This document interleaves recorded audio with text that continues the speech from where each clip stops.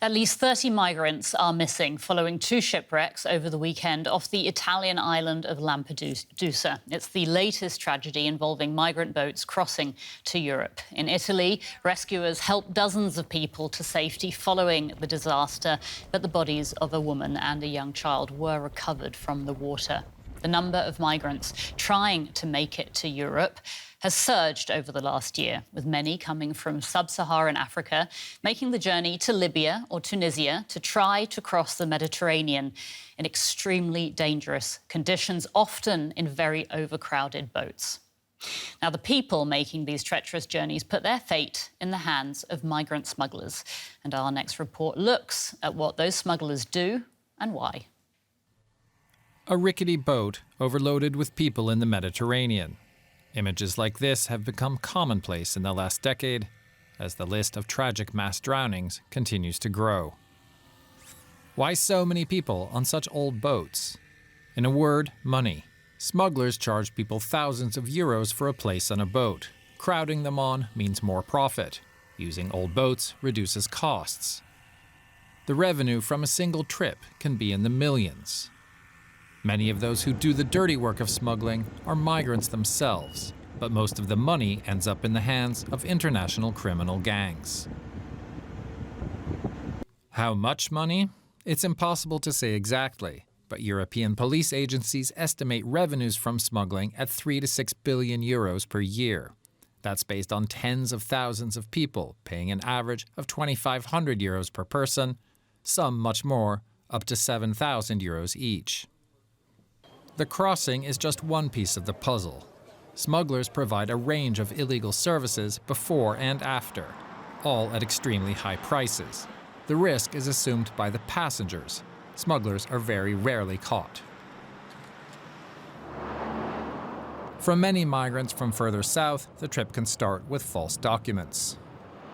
An arduous desert crossing often follows. By the time people make it to the next stage, they're often out of cash. Criminals exploit them as they try to save money to go on with their journey. Some migrants who make it across, or who take the overland route through Turkey and southeastern Europe, are packed into poorly ventilated trucks. They risk running out of oxygen while smugglers drive them across borders. Many countries in the region have put up fencing and patrol their borders to keep migrants out. The smuggling is profitable precisely because it is illegal. The people crossing with smugglers have no legal option to immigrate. If they did, they could take a flight for a few hundred euros, lasting a matter of hours. Instead, they pay thousands for a journey that takes weeks or longer and costs many of them their lives. And for more, we can speak now to Mark McAuliffe. He's the director of the North Africa and the Sahel Observatory for the Global Initiative Network. Thank you so much for joining us on DW. People smugglers keep on persuading migrants to take these dangerous routes. Can you tell us why it is so difficult to stop these traffickers? Because it's a multivariate and complex problem. It's very hard to talk about this phenomenon writ large on the entire Mediterranean, just to mention one area, because so many factors play into the different transit and departure points in different areas. But by and large, it's essentially a question of supply and demand. There's a substantial demand from a number of different countries for the services of smugglers, and as long as there is that equation, the service will keep being offered. Last month, the EU signed a cooperation deal with Tunisia that it says will help stem migration to Europe. That's a big thing to say. Is it possible to accomplish that? Well, look, these migration deals have a mixed history. So in the sense that there are migration deals that have accomplished a measure of success, namely the Turkey, the deal between the European Union and Turkey, and as well the deal between the European Union and Niger, for instance. Both have managed to accomplish a reduction in the number of departures and flows through these countries. They have also been a mixed bag, particularly on the human rights front. And there were other instances where such deals didn't work. Deals have been done, not necessarily by the European Union, but have been done with places like Libya, where there have been mixed successes. And the question of Tunisia is in a very, very dire position at the moment. The political and economic uncertainty in the country and the number of push factors within the country themselves, not least a very aggressive crackdown instituted by the Tunisian government on especially sub-Saharan African migrants, is creating a perfect storm of push factors. Reversing this is not easy, especially reversing this in a humane manner and managing it in a humane manner. We heard in the report that we just saw that smuggling is profitable because there are really no legal ways for many people to get to Europe. How urgent is it for the EU to rethink its migration and asylum policies with urgency? That is part of the fundamental problem. So if I go back to the comment I kicked off with, this is fundamentally a question of supply and demand. So creating legal pathways takes care of at least a portion of that demand, and in some cases a significant portion of that demand. Before this phenomenon really took hold, especially in the Mediterranean, I'm talking about the early 2000s, prior to that period, there were a number of established legal pathways for North African migrants, especially, to go to Europe, find work, and very often engaged in established historic cyclical migration, where migrants from North Africa would go to places like Italy or even further north up to Germany and work for a period which sometimes included many years, and then they would return home and very often invest the proceeds of what they would have done in a win-win situation for both economies, the economy of the sending country and the economy of the receiving country. That chain has been broken. And unfortunately, due to the controversies surrounding irregular migration, we haven't, over the past years, managed to have a discussion about this. Mm-hmm. All right. Mark McAuliffe from the Global Initiative Network. We'll have to leave it there, but thank you so much for your time and your thoughts. Very much. Now, more than 100,000 migrants, many of them from Asia, that includes Bangladesh, Afghanistan, Pakistan, have made the dangerous journey across the Mediterranean this year. Now, that's according to the United Nations. More than 2,000 have died or have gone missing. The vast majority of migrants who enter the European Union do so having first paid human smugglers. Traffickers are using ever more sophisticated methods to convince people to make the trip. And we can get more on this from DW reporter Beenish Javid. Good to see you, Beenish. Can you tell us more about how smugglers are now using social media to not only sort of to promote their services, but also to coerce people into accepting their offers? So, Anya, from accounts that appear to be of human smugglers, regular video content is uploaded on Facebook, on YouTube, and very actively on TikTok.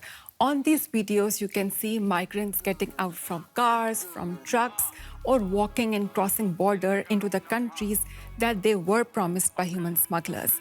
And in these videos, you'll often see that human smugglers are asking for testimonies from these migrants. So on camera, a migrant would talk about the kind of services he was given by a specific human smuggler. And they use these terms, slangs such as game, taxi, donkey, and they would explain on the camera that, donkey service or game of this human smuggler is really good. So they're sort of recommending that, people use services of this particular human smuggler. And not only that, to make these videos more attractive and to lure more migrants, they use very catchy music. For example, to attract people from Punjab region of Pakistan and India, they use Punjabi rap music. And some of the music that is used is very emotional. For example, one of the songs that's often used implies that you are a true man if you cross border. Because it's an act of bravery and it's an act of heroism because you will be able to provide for your family. And these songs are not only used by human smugglers, but some of the videos by migrants who are on these dangerous journeys. So it's kind of like they romanticize the concept of migration. So they're really tapping into sort of the emotions, like you say, they're using the music and they're making it really, I mean, it's a real service offering that they're pitching here. Exactly. And social media and TikTok videos is something that a lot of people in Pakistan watch, it's kind of like going or attracting the grassroots in these countries. And Anya, I'd also tell you, it's very easy to contact anybody, any human smuggler on social media. And what I did, I downloaded one of the social media apps and I made a dummy account and I contacted and started following some of the human smugglers. And I actually had a conversation with a human smuggler and who told me that the service that I asked for, that I be transported illegally from one country to another. And I was told that I will be given that service. So it is so easy to contact anybody, any human smuggler on social media.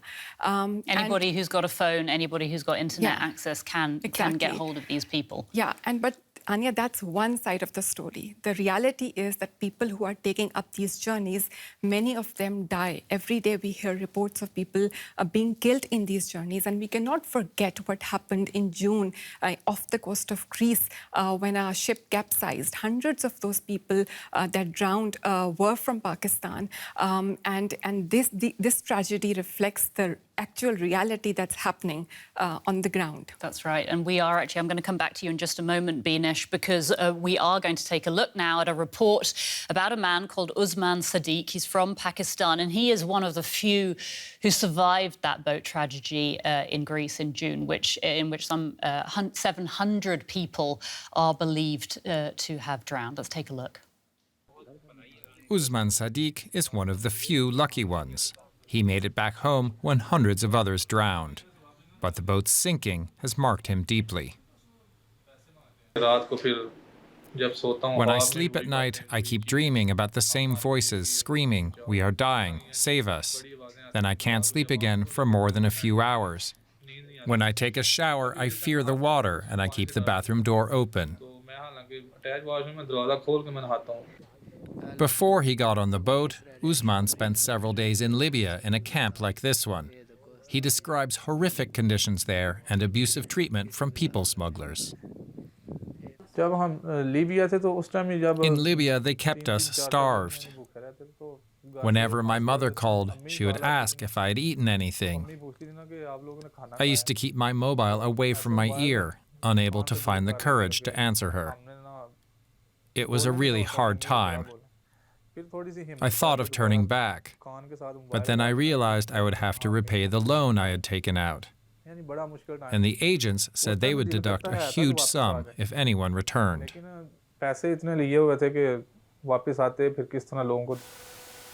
Usman believes that on the fatal night, the Greek Coast Guard deliberately sank the migrant boat. They threw a rope and pulled our ship with it. That made our ship sink. When we fell into the water, we saw another ship was anchored a few kilometers away. Rather than rescuing us, they shone lights on us and watched us drown. Usman wanted to improve his family's situation by working in Europe. That dream ended in a nightmare that he barely escaped alive. So, Binesh, as we just heard there, Usman was obviously one of the very few lucky ones. There are so many tragedies like this, and yet many people still decide to take this journey. Can you tell us why? Yeah, so from the city Usman is, if you go to that town and in that area, you would see huge mansions built by people who had illegally migrated to Europe. So there's one reason is that if we go to Europe, we'll end up our family will become rich and our social status in the society will improve. But that's one of the reasons. I think lack of economic opportunities and lack of hope in the system is at the heart of the problem. I think unless countries like Afghanistan, like Pakistan, Indian states like Punjab, they do not provide economic opportunities to their people, to job opportunities to their people, the problem of migration cannot end. You can put all the human smugglers into jail, but that's just one part of the problem. The demand is so high that there will be more people in the business who will try to capitalize on people's aspirations, people's dreams. So the only solution and the long-term solution is that these countries fix their problems and offer economic opportunities to their people. DW's Beenish Javed, thank you so much for talking to us about that.